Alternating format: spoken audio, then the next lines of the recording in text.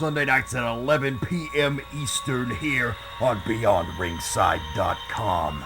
Join us for the Midnight Black Mass. Myself, the Reverend Dan Wilson, brings you the dark gospel of professional wrestling, uncensored, unedited, uncut, and not for the faint of heart. You can find out more about us at youtube.com/pottyhumor or subscribe at Potty Humor on iTunes and Stitcher today.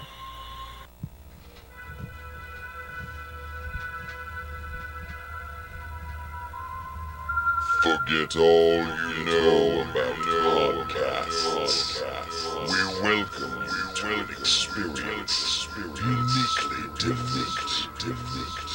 Please join us for our coverage of all entertainment on the fringe of society.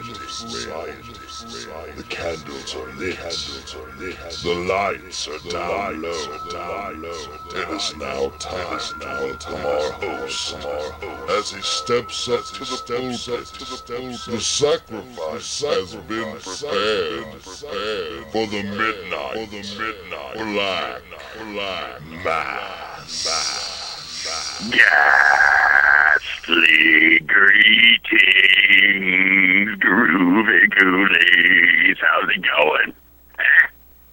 It is I, the devil you know, the maniacal minister of the occult, the Reverend, the Dragon, Dan Wilson, here for another edition of the Midnight Black Mass, and I am elated that you have joined us on this cool, crisp autumn eve for Season 6, Episode 50 of the program.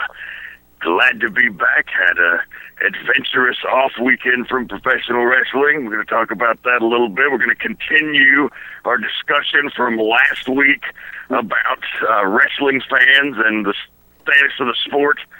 But right now, let me introduce my guest, my partner in crime, the Eeyore to my Winnie the Pooh, Andrew Alexander. How are you, my friend? Eeyore. You know, sadly, that's not the first time I've been called an Eeyore. I wonder why. I don't know. I don't get it, but hey. You have such a cheerful, sunny, positive disposition and outlook on life. I just don't understand why anyone would confuse you with a depressed, stuffed donkey who comes to life because of black magic. Okay, well, when you put it that way, I guess I am a Eeyore. So what's been going on? Oh, nothing, man. Just watching some of this Luke Cage on the Netflix. Oh, boy. That's a good one. I'm only about 30 episodes in, but I've seen a lot of people complaining about, it's just not on the level. It was like, I just loved it. I thought it was as good as anything they've done so far. I mean, like I said, I'm early in it, but fuck, Cottonmouth again. Yet another television Marvel villain that outshines those of his film counterparts. Yeah, I'm really enjoying it. I won't say I love it, just not as much as, I really, really love the 2 seasons of Daredevil. But, of course, I was a huge Daredevil fan going in, and Kingpin, and more familiar with them, and obviously adding the Punisher to Season 2 was amazing.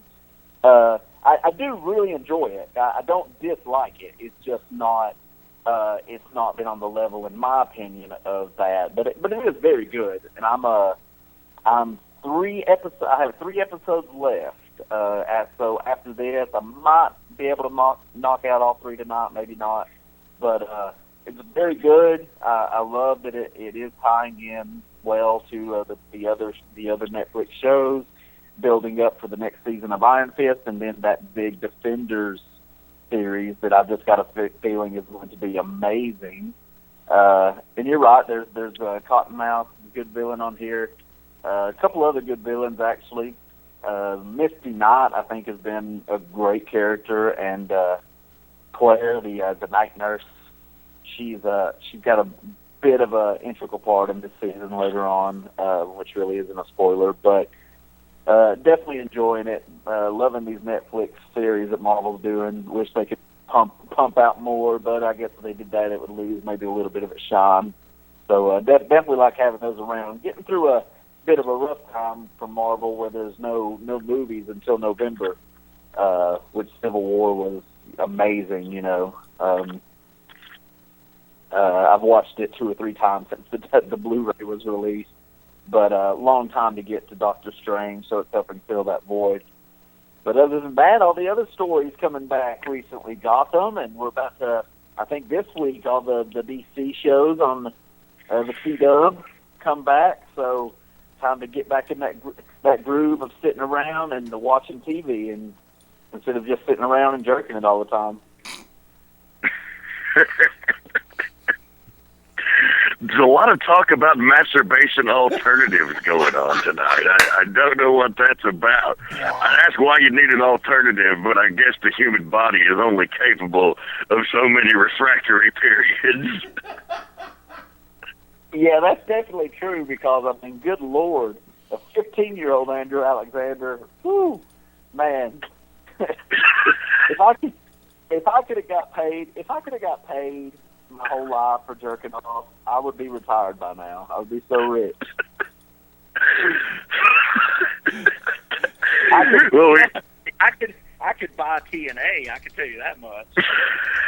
Well, more to come on that here in just a little bit. But you heard him cackle there in the background, so I do have to introduce him. Ladies and gentlemen, our producer, the great Fast Eddie Lane, the Magic City Motor Mouth, is on the line with us as well. Just wanted to check in and say hello, Eddie.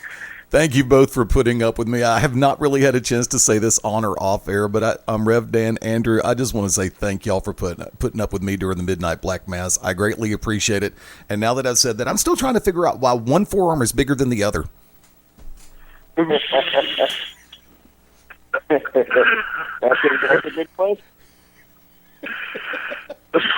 Well, so using that as a segue, had a pretty crazy weekend. It was a lot of fun. Some really hilarious things. I can't. A gentleman never tells. Luckily, I'm no gentleman. So, but there's still some things that I want to divulge to Andrew off air. But so it was the bachelor party for my lifelong best friends, the great Muji, who, if you followed our exploits on the Potty Humor Network, the great Muji, of course, is the founder of that and the co-host of Get Your Polls, and also former co-host of Midnight Black Mass years ago. So, if you're familiar with the Rev universe, then you probably know about Muji. So, the fucking Rev universe. It has been established over about 5 years of this fucking show, so I figure some people might know who I'm talking about if you've been listening for a while. Anyway, Muji's a pretty, chill dude, he doesn't really get too rowdy, and so he still didn't get too rowdy, but we had a good time.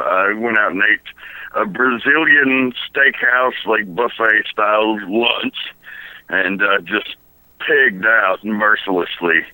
And then went back and watched the football game, which I'm not a big football fan, but, when in Rome, everybody else was doing that. So enjoyed that, had some adult beverages, and then headed on down to Atlanta to the Gentlemen's Club, and enjoyed a wild night of debauchery there.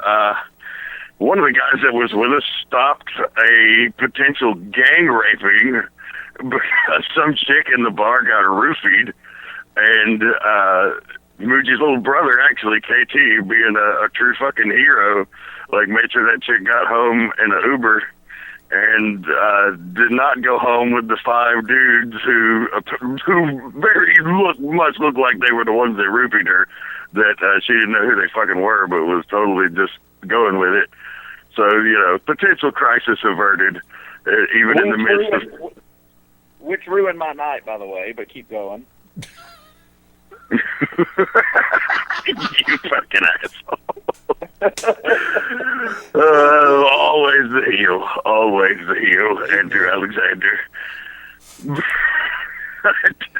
So that happened. One of the guys that was with us dropped fucking half a G in there. And, yeah, the rest of us did not. But, like, okay. Like, these guys act like they've never been to a strip club before.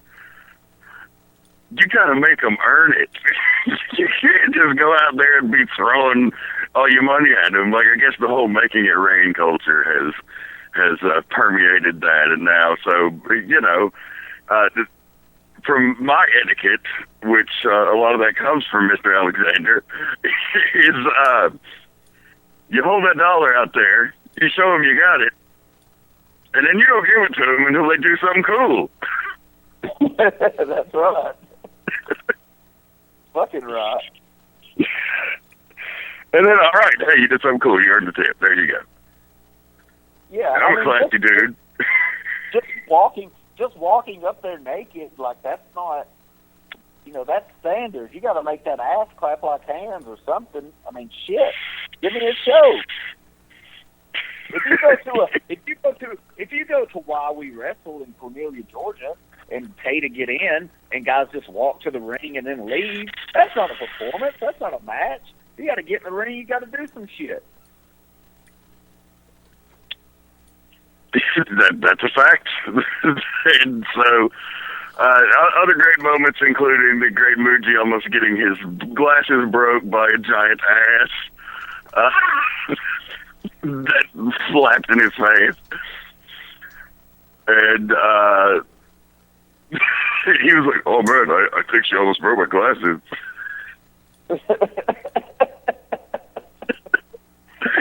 It almost fucking knocked him over. It was quite a powerful ass. Oh man, I bet he don't know nothing about that. He don't know how to handle that. No, and it was your favorite flavor of sugar. Oh god damn, yeah. he definitely don't know about that. No. It was uncharted territory for the Great Mood. Oh. And then his little brother, who did stop the gang rape, so he was savvy enough to do that. He's a savvy dude, but, you know, he's a Saudi Daisy born and bred guy. He'd never really been to an Atlanta strip club, so just watching his face, and the reactions were pretty priceless. Oh, yeah, that sounds like a good time. It was, and then we got home at 6 in the morning, and that was not a good time. So it's like, oh, fuck. But luckily, my dear family was kind enough to me to let me sleep in a little bit on Sunday, so I recovered a little bit. But yeah, it was nice to have an off weekend from the wrestling, but I'm back at it this next Saturday at Why We Wrestle, October the 8th at the Church of Southern Wrestling in Cornelia, Georgia. Big main event, three-way tag team match. The winner goes on to Friday night on October 22nd. It'll be the Viking War Party taking on the Hooligans, taking on the Lynch Mob. Three of the top teams in the sport today doing battle, but only one can go on to Friday night to take on the tag team champions, the Monarchy, for the tag team titles. So that's going to be cool. But I'm probably going to have a pretty reduced schedule for the winter. I've had a very busy 2016. I've been out there beating up and down the roads, kind of limiting the bookings due to the holidays and family things. I'll be out there taking some. Then, of course, come January, we'll be cranking her back up, and I'll be back out there, here, there, and everywhere I can get. What will you be doing, Andrew? Oh, fucking thumbing my ass. But that seems, things shows do a little bit better this time of year than the summer, the fall, and the winter. I don't know if as many shows are running, but it definitely seems to be better for fans during, when it's not in the summer. Because, I mean, even if you go to a show that, even if it has nice air conditioning, it still gets hot as fuck in those buildings.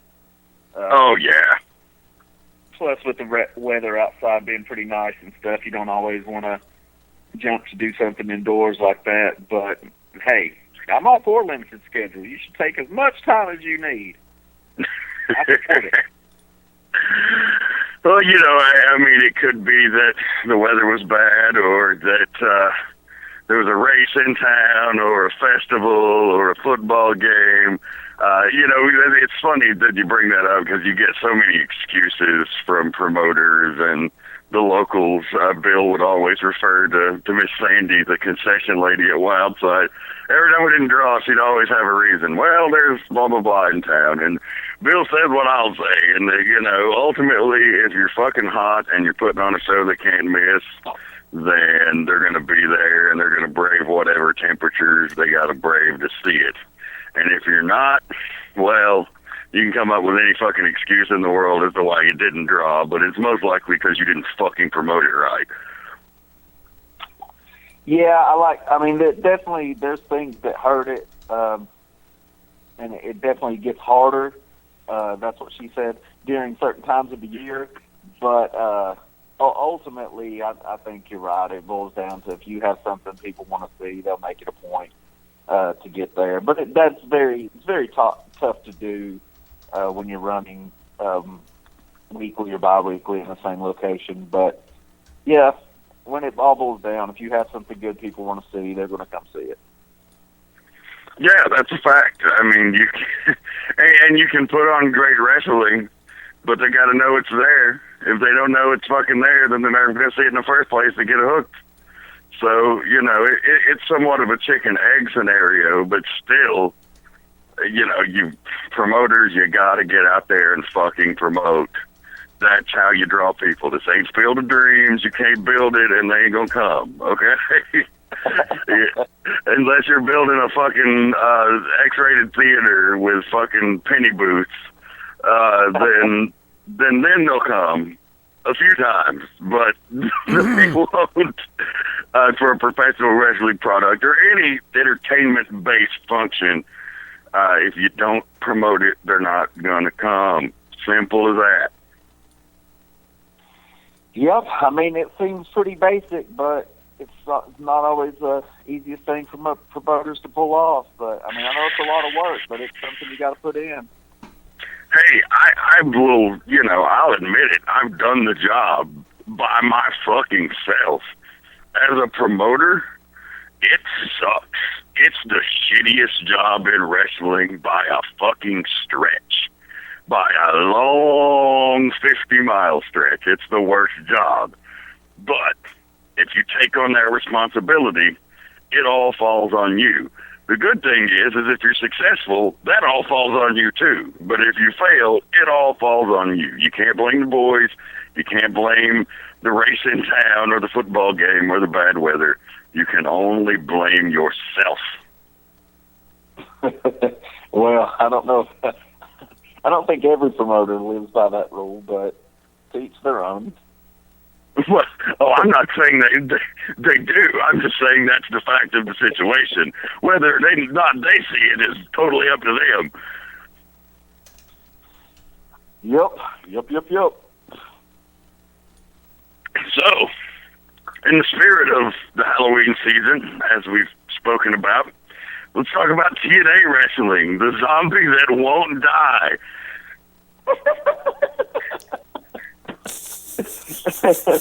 Yeah, that's a good description. And good, because I'm not hoping they go out of business or anything. I'm not one of those assholes. I got a lot of friends that work there. I want them to keep their jobs, and I want them to maybe one day actually turn into a flourishing wrestling company. They haven't after 15 years, but maybe one day they will. And then guys will make even more money. It'll be even better. So, you definitely want TNA to stick around. But there's been no promotion in the history of professional wrestling that has skirted death like them. Your thoughts? Oh, definitely. There's just been rumors for months and months and months. Hell, the rumors have probably been in most of their existence that they were going to be sold or they were going under or going out of business or how can they keep going? And it looked like they were having a lot of trouble financing the pay-per-view that happened last night, but apparently that went off and, sounded like a decent show. I didn't watch it and probably never will. But, who knows? You never know who's out there wanting to invest. I personally don't really understand why anyone would want to put up money for not really just that, but kind of any wrestling promotion, to be honest with you, but outside of the WWE, I'm talking, meaning within this country, but lots of rumors that maybe the WWE themselves may be interested in purchasing them, I guess, just to get the tape library. Mm-hmm. They got a lot of top guys right now that had a lot of history in TNA. AJ Styles, Samoa Joe, Bobby Roode, probably a handful of other guys that they could use that footage, put on their network or release DVDs, things such as that. So if they got it at a good price, I think it would be a good investment just for the library alone. As far as the current content, current stars, I'm really not sure how much they would need or want or keep around from that. But definitely interesting to see what happens there, because it's, you just hear rumors. Obviously, we don't know what's going on, but it really seems like they're on the ropes right now. Well, according to the financials that have been released, their accumulated debt over their existence that they owe creditors is more, I think, by double, but I could be wrong, so don't quote me on that, than what the company is actually worth. So that makes it a very hard sell to investors, because they're taking on all of that debt in addition to whatever value the company has. So that's a tough spot for them, but they've survived again, at least for Bound for Glory. The last couple of years, been a lot of misses, but there's been some things that actually hit in TNA, and I think they've got some good things going on. I've enjoyed the Hardy Boys shtick. You think on the outside, you just see it, and you think, how ridiculous is this? But then you think about it a little more, and you think, well, hell, I mean, you can't go any further in wrestling than we've gone with silliness, and I normally hate that shit, but the Hardys do such a great job of embracing the camp of it all, and it's just, it's my favorite shit on the show for sure, and on a lot of wrestling shows, actually. Matt Hardy is this fucking gold in that role, and Bobby Lashley has been great as a dominant champion, and there's been some guys that have really stood out there, so I really hope, it looks like, all of the giant mess of the Hogan Russo days are behind them, and hopefully they can put it forward together with a solid roster, and it looks like they're building from the ground up again, but they've done it plenty of times before, so who knows? Yeah, they have some good talent, and they have some guys I could see doing well in the WWE or NXT or both.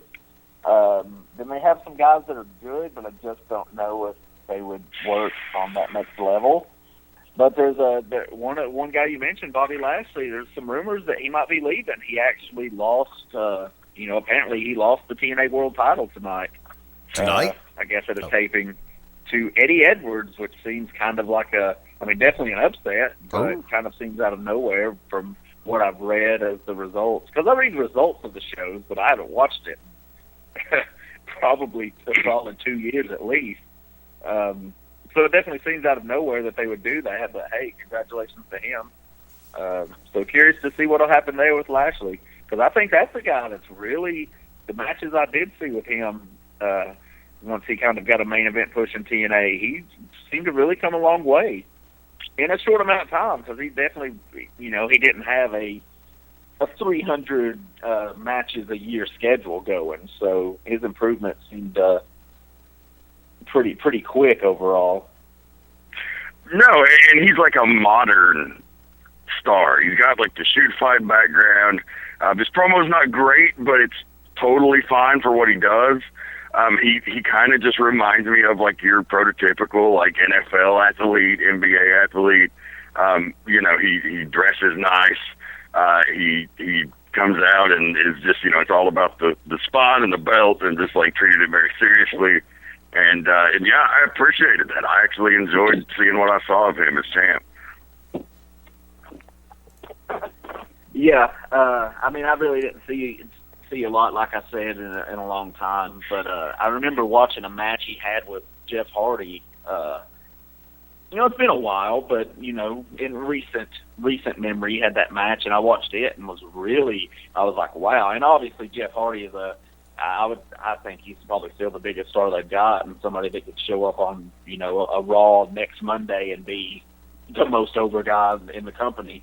But had a match with him, and I was really blown away by. I was kind of surprised at how good it was. Like, wow. So definitely, and they got some young talent, and they got some talent that I really honestly don't know much about, because I haven't tuned in the show in a long time. So be curious to see what happens if that's what happened with him in the WWE Boston. But it may not be that. It may be a complete outside source of income there, a source of cash. I know Billy Corgan is involved and interested in purchasing. I'm just, if I had millions of dollars, it's not the purchase I would make with that money, but that's just me. Yeah, the odds aren't too good. But, hey, if they can find it, more power to them.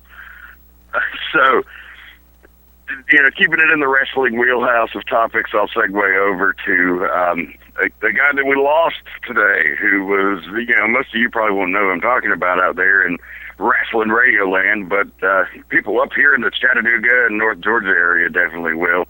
The guy who's responsible for giving most of the good talent that came through our area their first real break. Like, I worked for a couple of really terrible shows before I got in there, but, that was the first place I ever met guys that I learned anything from. And that's the great Doug Watkins, the former TWA promoter, who out of Dalton, Georgia, who just passed away today. So just wanted to give a shout out to his family, Mikey and Randy and Terry, his brothers, and his wife Peggy. Just was really sweet people. Really did a lot to keep wrestling going in that area for many years, and he will definitely be missed. Dude, I had no clue. What the hell? I had no clue that happened. Yeah, he was sick, and Mikey had posted some things about him. They were calling him hospice, and it was last night that he posted they were calling him hospice, and this morning he passed away. Man, that sucks. That's terrible. Like you just mentioned, and I'll always be grateful and in debt to him. And I'm sure there's at least 100 other people that can say this, but I was a 16-year-old kid who had some limited training, and I went to Doug's promotion here in Dalton, Georgia, TWA, and he gave me a shot. I had my first match in his building, and, there were other people that I tried, and they would not give me a chance, and he did. So for that alone, for nothing else, because that was definitely at the time, and even now, one of the biggest days of my life that I got to have my first wrestling match, because I wanted it so bad as a kid, as a teenager, and to get to do that was just the biggest thing for me. And I know you and a lot of other people could say the same, and he made that possible. So that's really sad to hear. He promoted wrestling for, it had to be 25 years plus. Yeah, a lot of guys came through there. Guys that, would credit him for helping them break into the business would be including, but not limited to, David Young, Bobby Hayes, Tank, Andrew Alexander, myself, Ace Rockwell, Sean Tempers, Jesco Blue / Rufus Black. I'm trying to think, and I'm sure there's more, but just off the top of my head, that's a pretty hell of a strong list of guys. Yeah, definitely. And, Adam Jacobs was another guy that came through there. Yeah, I know Jimmy Rave didn't get his start, but he definitely worked soon after getting into business, worked a lot for Doug. There's a countless number of guys, and just the guys you mentioned, that's some of the, that's the best talent that's come from this area in 20, 25 years easily. Not just because I was on the list, but everyone else you said, Adam Jacobs, Tank, Bobby Hayes, Sean Tempers, Ace Rockwell, those, like, that's the absolute best talent to come from the area, and they all pretty much got their start with Doug. Yeah, so it's a very sad day in the North Georgia, Chattanooga area wrestling scene because, you know, from guys that went on to do a lot to guys that spent the majority of their career at TWA, there's always a kinship and a family type atmosphere with the Watkins. They were open to everybody. They were just welcoming, sweet people. You probably didn't get paid more than a hot dog there or a Coke, but it didn't matter. Like, that's the, you know, where you break in and pay your dues. We paid a lot of them there, and got nothing but love and respect for the Watkins family. And Doug, we'll see you on the other side, brother. Yes, sir. So, not to bring everybody down, but it was definitely something that needed to be addressed. So, just wanted to pay a little tribute to Doug here on the program. I'm sure he's having a ball wherever he's at, raising hell and messing with folks and trying to run some wrestling. So let's go back to a topic that we were talking about last week, and we kind of trailed off. It came up right towards the end of the episode, and I felt there was just a whole lot more discussion left in the bag there. You had brought up a point that you thought that the fans were actually to blame for ruining the environment of professional wrestling. When you say ruining wrestling, I mean, that's a broad statement. So, I think I can clarify a little bit there in that it ruins the reality that you're trying to set when the fans try to put the attention on themselves. Would that be what you were trying to convey? Yeah, I mean, there's just a lot of things that wrestling fans are kind of complain about nowadays that, you know, either A, they're just being kind of unrealistic and they don't even begin to understand a lot of things that they think they do. I think just we're all too smart for our own good. We're all exposed to every inner working of the business. We all think we know more than we do, especially fans that aren't in the business or that haven't ever really done anything. I mean, not even just a little show here and there. I mean, literally have done nothing. But they think they're very, very in tune to what should happen and how things work and things like that. And then going to the shows, and you got guys out there doing the best with what they've been given, and they're busting their ass, and they're working so hard, risking their lives, basically. And you're just kind of shitting on them by chanting ridiculous shit that just has nothing to do with what's going on. I just really think that it's something that's kind of, and how it's also hurting the product is, okay, you're a casual fan and you like the hard-hitting action, the fast-paced stuff, and the false finishes, and the drama that happens in the last, say, 5 minutes of a good, solid wrestling match. And you're going, and that's all you're reacting to, and that's all you care to see, and that's all you care for. So you sit there on your hands during the rest of the match or the rest of the show. So a writer or a promoter or someone in charge sees that and hears that, and it just puts more pressure on the wrestlers to say, okay, this is the only thing the fans are going to react to, so we got to go out and do more of that and more of that. Well, then that may make some of the casual fans happy, but what it does is it takes years off of guys' careers because they're putting their bodies through way too much on, just on random, okay, here's a random match, no build, no story, it's just a match, boom, they're killing themselves. It's just too much. And then bands that maybe appreciate a longer build and appreciate a longer story and want to be pulled in a little bit more and want to see things happen that matter, then they don't like it because they're like, well, these guys are doing, and that's like me. I see guys doing all this shit. It makes no sense. It's just action for the sake of action. I don't like that. I'm like, fuck that. I don't want to see that shit. And so it just turns off. It's just an endless circle not being able to satisfy anybody. I could see I see the point. I mean, it does turn things into a bit of a circle jerk because it is. It's like, oh, well, the fans are the boss. They dictate what gets over, what doesn't, but there's a lot of them.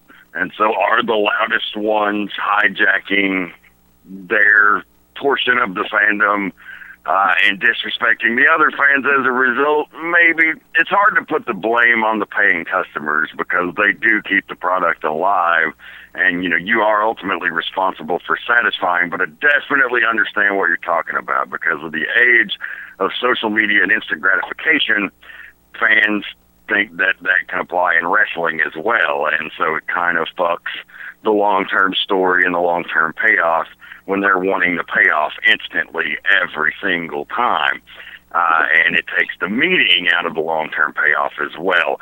So, and I think you just got to ignore some of it, but obviously, like you say, when it's in the arena, it's hard to ignore. An example I'll use, and I don't want to bust these guys' balls because they're great dudes and they support a lot of indie wrestling. These are the type of people that keep indie wrestling alive. But there was some mild bitching on the Why We Wrestle Twitter page over the girl fight show. And it was not anything like they didn't mean anything by it, but some of the fans were just bantering about, oh, we're going to go to this.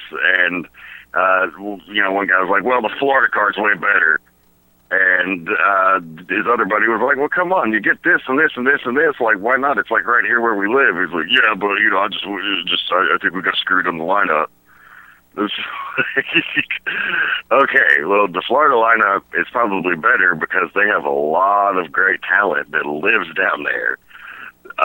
If you see these shows, a lot of it is supplemented with the gals that are local. But, the talent lineup wasn't even that different besides 2 or 3 chicks. And, those were replaced with equally impressive chicks as far as their resume goes. May not be your personal taste as a fan, but as a great resume. So it's like you're totally entitled to make that comment. You're the paying customer. You have the right to decide whether or not you're going to see something. But from an outside observer who maybe doesn't understand that or doesn't understand that you're just bantering back and forth with your buddy, you kind of come off like, damn, we tried so hard to put this great card together and they're shitting on it before they even seen it. Yeah, I mean, and independent wrestling is kind of a different beast. There's definitely some things that don't apply, but then there are things that do. But yeah, complaining about a card before you see it, I mean, you could go to that show and it could just blow you away, and you would be like, wow, everything I said was fucking wrong. But like you said, people see that and they're like, well, these guys seem to know what they're talking about, so I won't go to that.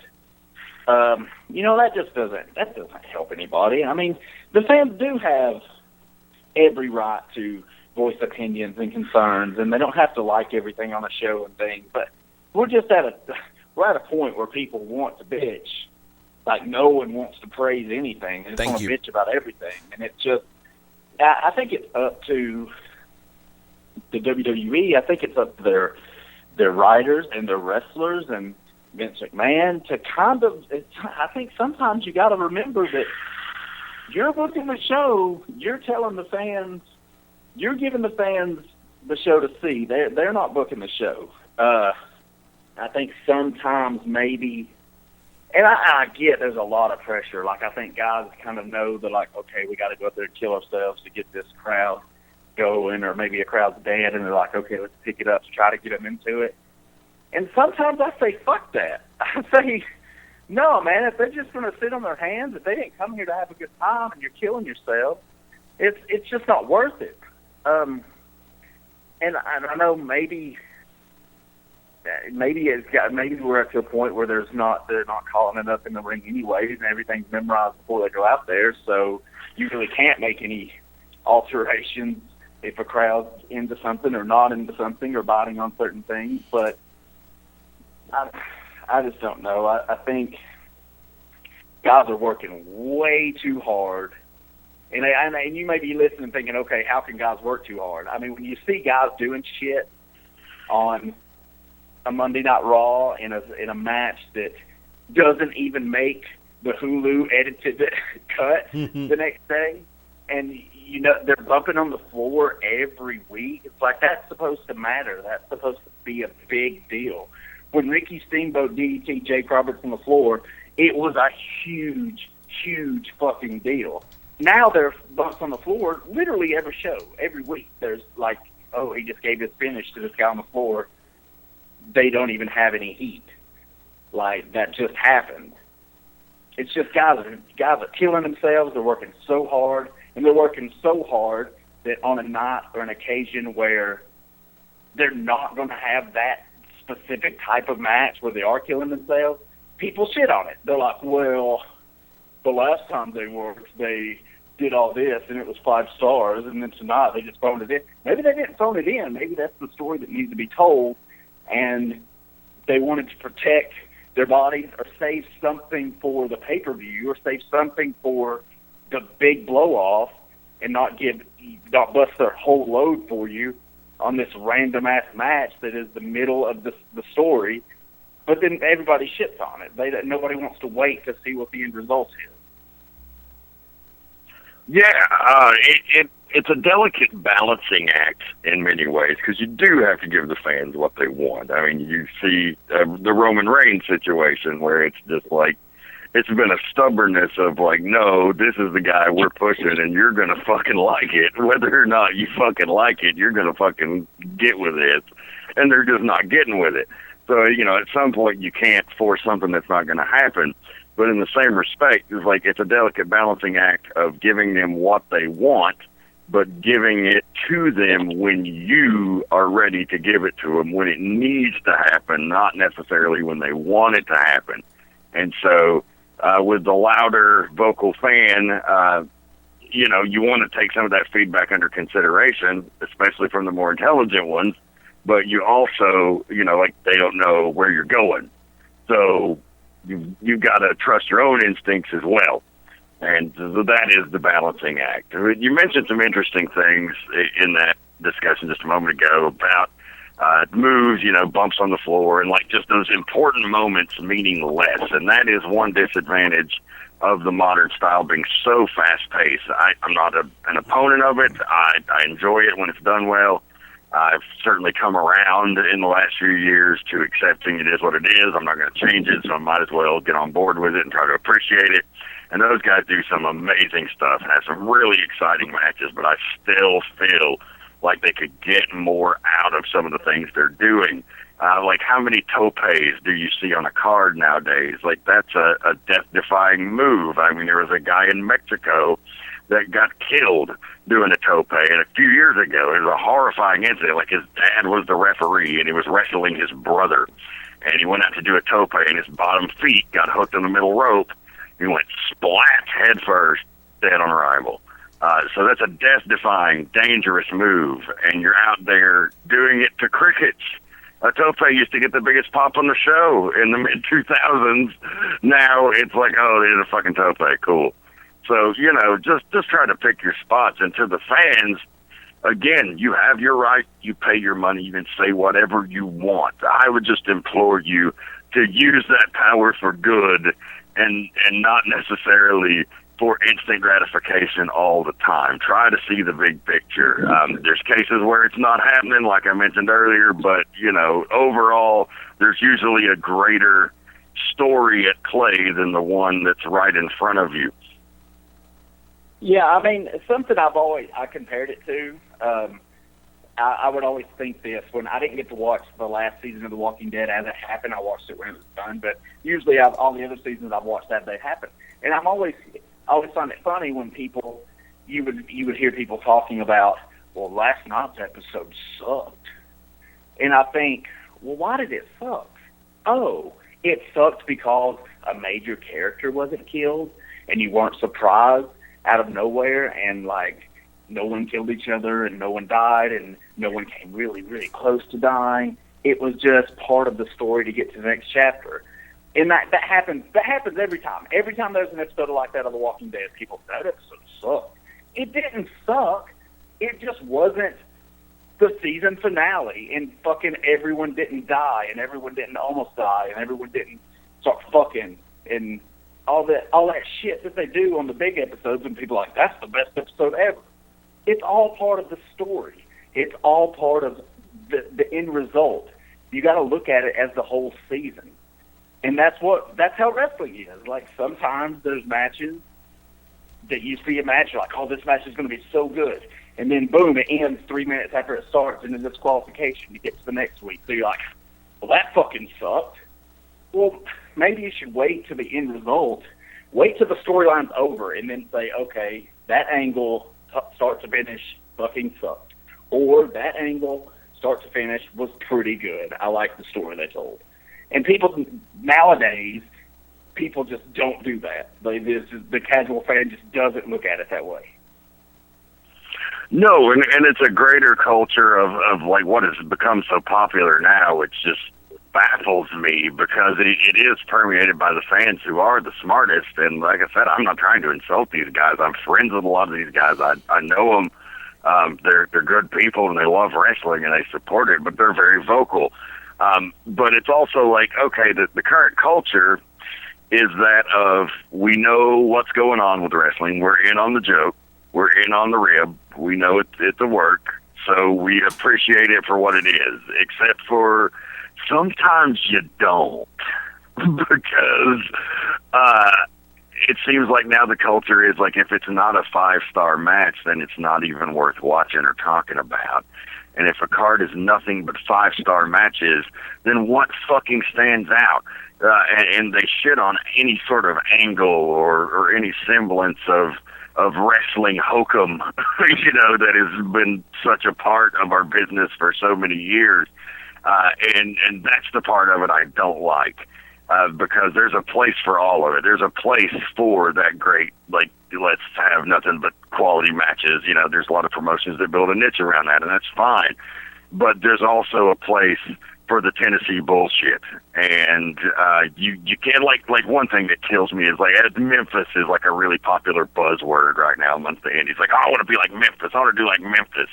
Well, if you're going out there trying to have a fucking 5-star match instead of trying to sell out the building by trying to sell an issue between two guys that fucking hate each other and want to beat the fuck out of each other, then you're not doing fucking Memphis, okay? Because that's what that shit was about. You shit on every semblance of that. The last Battle of Atlanta, when that came out, and then fans were just gushing all over, oh my God, I can't wait to see this. And then they talked about how great it was. And I mean, it was good. It was a nice bloodbath, and it was a fairly average blow off for a cage match from the time. But, Buzz Sawyer and Tommy Rich are fucking great, and and it was great, and people were gushing over. But if that exact same match happens today, they would have shit all over it. So, it confuses me. I just wish I understood better where the disconnect is between appreciating it for what it is, but not really. Yeah, you're right. I mean, I agree. I think there should be just a little bit of everything, especially on a weekly show, like an episode of Raw or an episode of SmackDown. Like, there should be a little bit of everything. Just give me one good, solid, awesome wrestling match. But you can't have a lot more. You can have good matches, but I mean, those 5-star 3-segment matches that everyone loves, if you had 3 or 4 of those a show, they wouldn't be special. You wouldn't remember them. You wouldn't remember. The Raw. Think about Raw matches that people remember. Everyone remembers the Shawn Michaels Shelton Benjamin match, mainly because of the finish. But everyone remembers that match fondly. Everyone remembers the Bret Hart 1-2-3 Kid match from 1994. If you go back and watch those episodes of Raw, I bet you anything that there's not another match like that on the show. That's the match. That's the good technical wrestling match. You can't have them on every show, but you can have one of those and one brawl or fight and one really funny comedy spot, even though typically they don't tend to be really funny. But when they are funny, they're memorable. When D-Generation X dresses up like the Nation of Domination, makes fun of them, people remember that. That spot was almost 20 years ago, and people remember that because it was good. But you got to have all of that stuff sprinkled in. And I think people should remember Okay, the show is geared towards two people, the television audience and the live audience. Sure, it's typically probably geared a little bit more towards the television audience, but you have to remember, if you're watching at home and you see John Cena do the 5 moves of doom, and you're like, he does this every match. If you see Roman Reigns do the Superman punch, you're like, he does this every match. Or if you're sick of the New Day saying, we're the WWE champions and gyrating, you're like, God, they do that every week. Now picture if you were in the live crowd. Picture if you took your kids to see it live, and those people didn't do those things, you would feel ripped off. If John Cena come out there and didn't hit someone with the AA, your kid would be like, well, that was cool, but John Cena didn't hit his move. Like, you have to have that. The live crowd has to see that. If I went to a show, I would want to see the fucking New Day gyrate and Big E make his funny ass faces and all that shit. I would want to see that. Like, if they didn't do it, I'd say, well, fuck the New Day. They didn't give me what I wanted to see. And that's what you got to think if you're watching at home. The live crowd has to see that stuff. And I think so many times people just watch at home and they're like, well, they did this last week. Yeah, they did it last week because the people that are paying to be there right now want to see that. I mean, would you agree with that statement pretty much? Yeah, I would absolutely agree with that. And that's one of the many facets of producing a wrestling program that maybe people don't think about. Yeah, that's the thing that you're all the really smart fans, I guarantee you they pretty much never thought about what I just said, even though it makes perfect sense to me, said out loud, like I hear it. I'm like, yeah, you're absolutely right. I was at WrestleMania 24. I saw Ric Flair's quote-unquote last match with Shawn Michaels. The whole time I was like, man, I just can't wait to see him get thrown off the top rope. Even though I've seen it a million times, and he goes up to the top, and then he cuts Michaels off, and he hits like the crossbody, which is really cool. But literally, after that match ended, with all that emotion, fucking tears in my eyes, like everybody else in that stadium. Ric Flair's last match, all the emotion, the story that was told, it was fucking beautiful.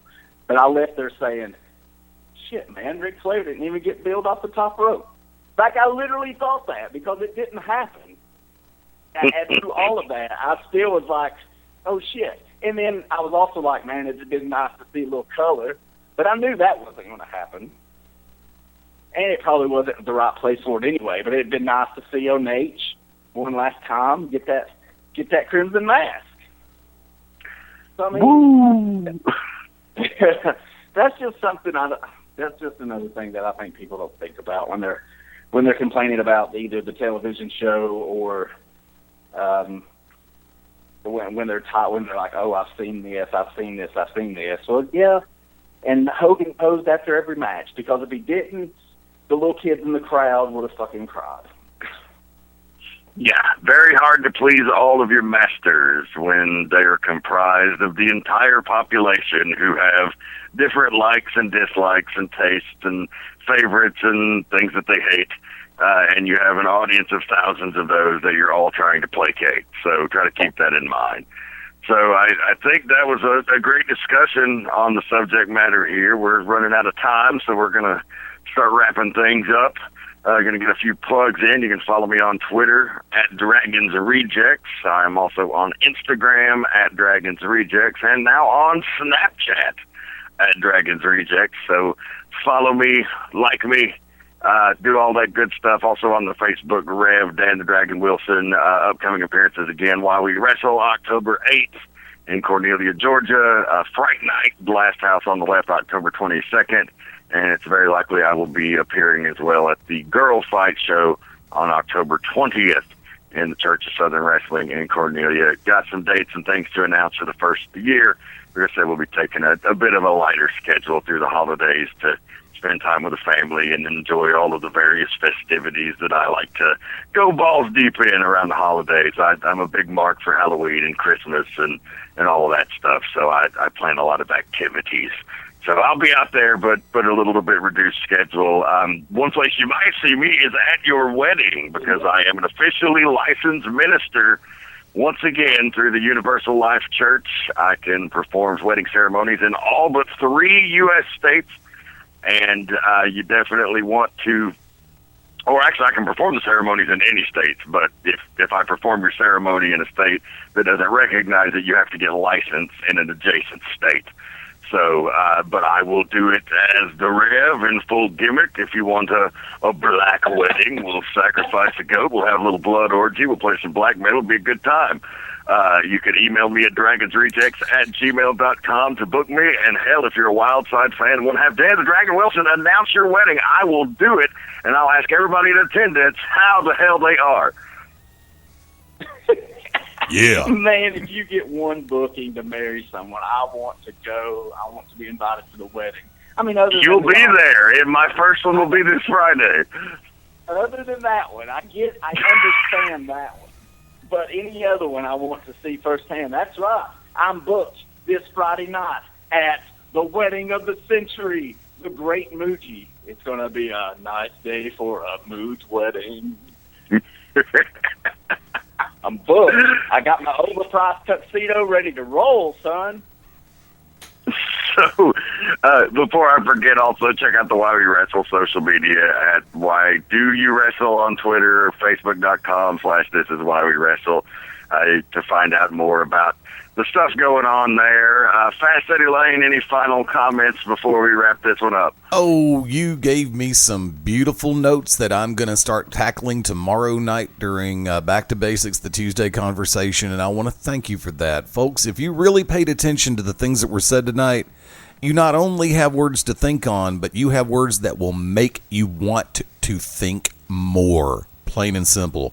Be sure to check out BeyondRingside.com, ProWrestlingRadio.net. Be sure to catch the Beyond Ringside YouTube channel, YouTube.com/user/BeyondRingside. That is where a lot of the current episodes, from everything from the Midnight Black Mass, To Be Determined, BR Live, Back to Basics, Corner to Corner, they all go up there. Of course, I do run the links on social media. For me personally, FastEddieLane.com is my home. And if you're looking for someone to DJ and provide the music for your wedding and or reception, I'm an easy person to find at Fast Eddie Lane on Twitter, Facebook.com/Fast Eddie Lane, or Full Range Entertainment at Yahoo.com is the easy way to get me on bookings for wedding DJ and wedding receptions. See, we got a full racket going on. Let me just add my services, since we got a gimmick here.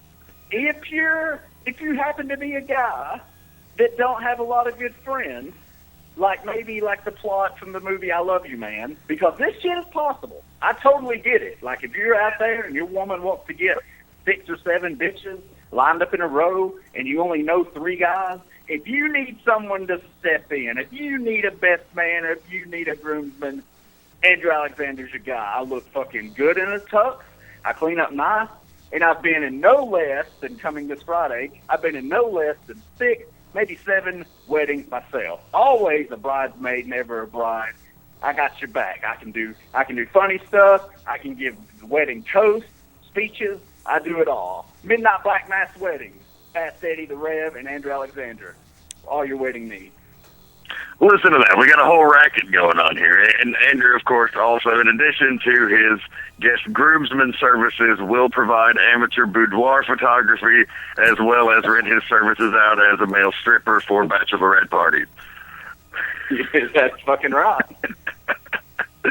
So that's going to do it, folks. Great edition. We'll see you back here next week, 9:30 p.m. Eastern Time, Monday night. That's the new time for the Midnight Black Mass each and every week. The only time you won't hear me this month will be on Halloween. I know that it saddens you, but I will be partaking in many Halloween festivities, going to Universal Studios for Halloween Horror Nights, got to get back, take my daughter out trick-or-treating, and a whole lot more. So that'll be the only time that I'm not incommunicado here for the Midnight Black Mass in October, but otherwise every Monday, and we'll be launching Volume 7 finally at the end of October, beginning of November. So great show for Fast Eddie Lane and Andrew Alexander. Thank you all for joining us on the Beyond Ringside Ringside Radio Network. I am the Rev Dan Wilson. Keep one foot in the gutter and one fist in the gold. Good night.